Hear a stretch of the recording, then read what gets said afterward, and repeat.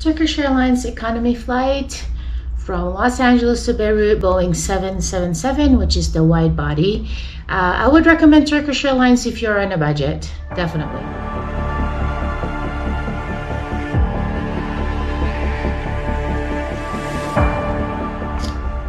Turkish Airlines economy flight from Los Angeles to Beirut, Boeing 777, which is the wide body. I would recommend Turkish Airlines if you're on a budget. They're really good.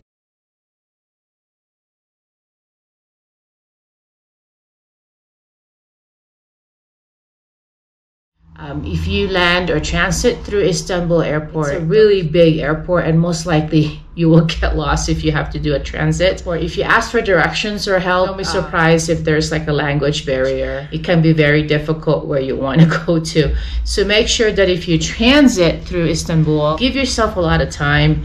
I would actually recommend at least more than 2 or 3 hours. I think the best one is really 3 hours because your first flight might get in there late. I've taken Turkish Airlines about 3 times. Yeah, 3 times already, and all the time they're always late coming into Istanbul. And then when you have to transit, and if you have a short period of time, you're not gonna make the flight.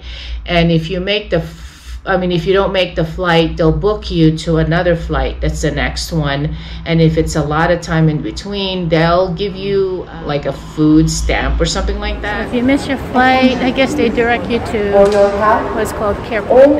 Yes, I see the end here. So apparently that wasn't the right place there, so they sent me to another place. So I don't know who's gonna help me get my boarding pass to Beirut. The airport does not have a good Wi-Fi. Nice, so nice. You have to pay for Wi-Fi. Yeah, that's the gourmet trilogy. I'm skipping Popeyes, Carl's Jr., and Sbarro. So this is what I ordered.